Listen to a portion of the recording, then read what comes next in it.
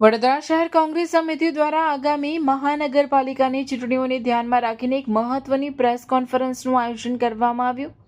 આ બેઠકમાં પક્ષની રણનીતિ અને આગામી ચૂંટણીલક્ષી આયોજન અંગે વિસ્તૃત ચર્ચા કરવામાં આવી હતી। ગુજરાતભરમાં જ્યારે સ્થાનિક સ્વરાજ્યની ચૂંટણીઓ યોજાશે ત્યારે તેને અનુલક્ષીને સર્કિટ હાઉસ ખાતે એક બેઠક તેમજ પત્રકાર પરિષદનું આયોજન કરવામાં આવ્યું હતું। ત્યારે આ બેઠકમાં બિમલભાઈ શાહ, પ્રદેશ કોંગ્રેસ ઉપપ્રમુખ, પૂર્વ મંત્રી અને વડોદરા શહેરના પ્રભારી છે, નીરવભાઈ બક્ષી, અમદાવાદ કોંગ્રેસના પૂર્વ પ્રમુખ, અમદાવાદ મ્યુનિસિપલ કોર્પોરેશનના નગરસેવક અને વડોદરાના સહપ્રભારી છે, વડોદરા શહેર કોંગ્રેસ પ્રમુખ ઋત્વિજ જોશી, વિરોધ પક્ષના નેતા ચંદ્રકાંત શ્રીવાસ્તવ, શહેરના અન્ય ચૂંટાયેલા કોર્પોરેટરો અને પક્ષના અગ્રણી હોદ્દેદારો ઉપસ્થિત રહ્યા હતા। ત્યારે આગામી મહાનગરપાલિકાની ચૂંટણીમાં ભાજપ સામે કયા મુદ્દાઓ સાથે મેદાનમાં ઉતરવું તેની બ્લુ પ્રિન્ટ તૈયાર કરવામાં આવી। શહેરના પ્રશ્નો જેવા કે રસ્તા, પાણી અને ડ્રેનેજની સમસ્યાઓને લઈને જનતાની વચ્ચે જવાનું આયોજન કરવાનું નક્કી કરવામાં આવ્યું। વોર્ડ દીઠ કાર્યકરોની નિમણૂક અને બૂથ લેવલની કામગીરી પર ભાર મૂકવામાં આવ્યો। સક્રિય અને લોકોમાં લોકપ્રિય હોય તેવા ઉમેદવારોને પ્રાધાન્ય આપવા અંગે પ્રાથમિક ચર્ચા પણ કરવામાં આવી। વડોદરા કોંગ્રેસ હવે ઇલેક્શન મોડમાં આવી ગઈ છે અને સંગઠનને વેગ આપીને જનતાનો વિશ્વાસ જીતવા માટે કટિબદ્ધ જણાય છે। ઉમેદવારોની પસંદગી માટે ઉમેદવારોને દરેક વોર્ડમાં અને અમારા મધ્યસ્થ કાર્યાલયની અંદર વડોદરામાં પોતાની ઉમેદવારી પત્ર નોંધાવવા માટેની વિનંતી કરીએ છીએ અને જાહેરાત કરીએ છીએ। સાથે સાથે ફક્ત કોંગ્રેસનો આગેવાન છે કે કોંગ્રેસનો કાર્યકર્તા છે એટલા પૂરતું સીમિત નહીં, પરંતુ આ સંસ્કારી નગરી છે। આ વડોદરા શહેરને ખડોદરા જે બનાવી દીધું છે, આ વડોદરા શહેરમાં દેખાતો ભ્રષ્ટાચાર,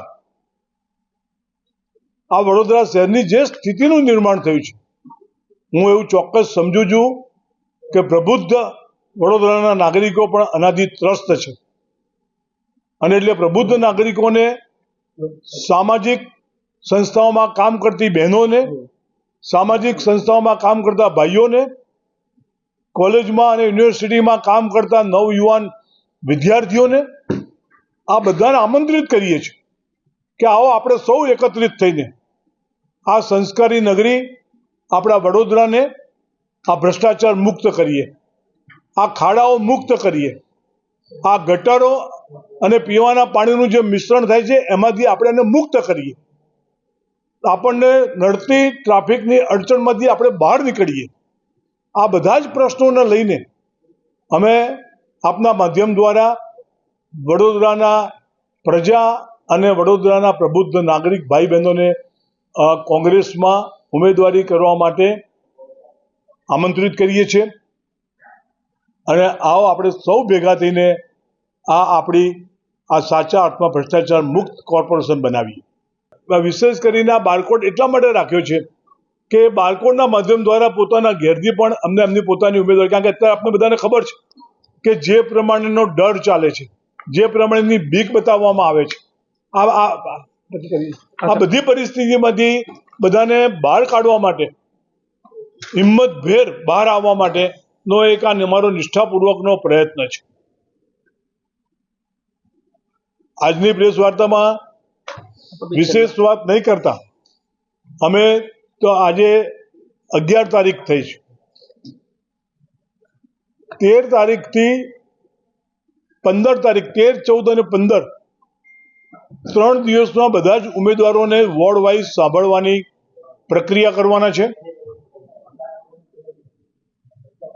13, 14 અને 15 વોર્ડ વાઇઝ બધા જ ઉમેદવારોને સાંભળવાની પ્રક્રિયા કરવાના છે। અમે અગાઉ પણ મોટાભાગના વોર્ડમાં બધાને જાહેરાત પણ કરેલી છે। અગાઉ પણ અમારા બધા જ હોદ્દેદારોને પણ કીધેલું છે કે જેમને ચૂંટણી લડવાની ઈચ્છા હોય તેઓ અમારા ભાઈ ઋત્વિજભાઈને કે આપણી ઓફિસની અંદર અને વોર્ડ પ્રમુખોને પણ પોતાનું એ આપે। આજે મને કહેતા આનંદ થાય છે કે આ વખતે અમને પણ એટલો કોન્ફિડન્સ આવ્યો છે કે દરેક વોર્ડમાંથી, દાખલા તરીકે 4 સીટો છે, એના બદલે દરેક વોર્ડમાંથી અમારી પાસે ખૂબ મોટી સંખ્યામાં ઉમેદવારી કરવા માટેના ફોર્મ પણ આવ્યા છે, નામો પણ લખાવ્યા છે અને એમની માગણી પણ આવી છે. આજે સ્વાભાવિક છે કે આપણને બધાને ખબર છે કે 76માંથી 38 સીટ બહેનોની હોય, ઓબીસીની 21 સીટો હોય, એસટીની 5 સીટો હોય, એસટીની 3 સીટો હોય અને આ પ્રમાણે જનરલ 22 સીટો હોય. આ બધી જ સીટો માટે અમારે ત્યાં કિંગ કોમ્પિટિશન જેવી સ્થિતિ છે. પરંતુ હું તમને વિશ્વાસ સાથે કહું છું અને મને આજે ગૌરવ એટલા માટેનો છે કે ટીમ વડોદરા તરીકે અમારી આખી ટીમ, જેમાં કોઈ મનભેદ નથી, કોઈ મતભેદ નથી. મહેરબાની કરીને ક્યાંક કોઈકે ઊભો કરેલો આ મનભેદ કે મતભેદ એ હું ચોક્કસ માનું છું કે આ ચૂંટણીમાં તમને ક્યાંય કોઈ જગ્યાએ દેખાશે નહીં. એના પ્રતિબિંબ રૂપે બધા જ મિત્રો અહીંયા સાથે તમારી વચ્ચે બેઠા છે અને નિર્ણય કર્યો છે કે મારો એ સારો નહીં, સારો એ મારો. એ જ ઉમેદવાર એ ઉમેદવારી કરશે. મારો છે એટલા માટે એને ઉમેદવાર બનાવો કે એની ભલામણ કરવી, એના કરતાં જે સારો છે, જીતી શકે એવો છે, એને ઉમેદવાર કરવો એ અમારા માટે બધા જ માટે, આગેવાનોમાંથી શરૂ કરીને પાર્ટી માટે આ ખૂબ ઇમ્પોર્ટન્ટ વસ્તુ છે. આજની પ્રેસ વાર્તામાં ઉપસ્થિત ગુજરાત પ્રદેશ કોંગ્રેસ સમિતિના સિનિયર ઉપપ્રમુખ માન્ય શ્રી બિમલભાઈ શાહ, બરોડા શહેર કોંગ્રેસના પ્રમુખ ભાઈ શ્રી ઋત્વિજ જોશી, વિપક્ષના નેતા શ્રી ચંદ્રકાંતભાઈ, પૂર્વ ગુજરાત સરકારના પૂર્વ મંત્રી સન્માનીય શ્રી ભીખાભાઈ, બરોડા શહેરના પૂર્વ કોંગ્રેસ પ્રમુખ સન્માનીય શ્રી નરેન્દ્રભાઈ, પૂર્વ નેતા બેન અમીબેન, સૌ કાઉન્સિલર સાથી મિત્રો, કોંગ્રેસ પક્ષના સૌ આગેવાનો અને આપ સૌ પ્રેસ મીડિયાના મિત્રો, સૌ પ્રથમ તો આજે સર મહારાજ સયાજીરાવ ગાયકવાડ ત્રીજાના જન્મજયંતિ નિમિત્તે સમગ્ર કોંગ્રેસ પક્ષ વતી હું એમને જન્મજયંતિ પર શ્રદ્ધાંજલિ પાઠવું છું. અતિ મહત્વની વાત, જ્યારે બરોડાના પ્રશ્નોની વાત હોય, બરોડા એટલે એક પ્રકારનું ભારતીય જનતા પાર્ટીના ત્રસ્ત શાસનથી ભ્રષ્ટ થયેલું એક તંત્ર છે. સુવ્યવસ્થિત, સુનિયોજન રૂપે અને દરેકે દરેક પ્રકારે માળખાકીય સુવિધાની વાત હોય, ભ્રષ્ટાચારની વાત હોય, રોડ પર પડતા ખાડાની વાત હોય, ગટરની પાઇપલાઇનો નાખવાની વાત હોય, નાની નાની પાણીની લાઈન પાઇપ નાખવાની વાત હોય, સ્માર્ટ સિટીની વાત હોય, સ્કૂલોની બાબત હોય, સ્માર્ટ શાળાની વાત કરવામાં આવતી હોય, અથવા તો યુવાનોને જે ડ્રગ્સના રવાડે ચડેલા છે એમાં જે સંપૂર્ણ રીતે નિષ્ફળ થયેલું જે તંત્ર છે એની વાત કરવાની છે. આદરણીય બિમલભાઈએ બહુ જ સ્પષ્ટ ભાષામાં સારી રીતે વાત કરીને ઉમેદવારો વિશેની પરિચય આપી દીધો, પાર્ટીને કામ કાર્યકરો વિશે પરિચય આપી દો. પરંતુ એક વસ્તુ એ સાથે સાથે હું ચોક્કસ કહીશ, આવનાર સમયમાં આ બરોડાની જનતા જે ત્રાસી ગઈ છે, સમગ્ર ભ્રષ્ટાચારથી ખતપતું બરોડાનું તંત્ર છે, એની સામે બહુ જ તાકાતથી કોંગ્રેસ પાર્ટી લડવાની છે. આવનાર સમયમાં સૌ આગેવાનો, સૌ કાર્યકર્તાઓ કોઈ પણ પ્રકારના મતભેદ કે કોઈ પણ પ્રકારની વાત વગર તાકાતથી એક સાથે ઝઝૂમશે અને એક એક કોંગ્રેસનો કાર્યકર્તા, જે કોંગ્રેસ પક્ષના કાર્યકર્તા છે, જે આગેવાનો છે, તે પણ મજબૂતીથી લડશે.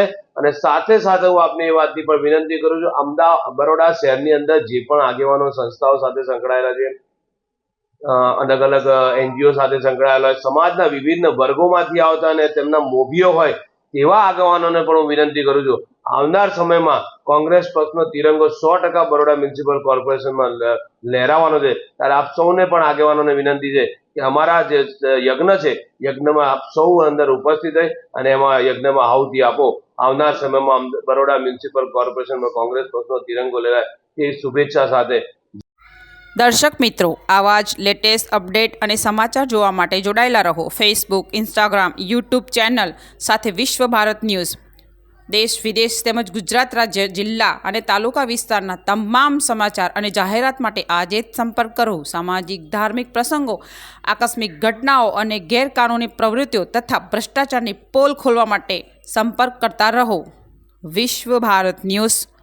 સંપર્ક કરવા વિનંતી 9978702276.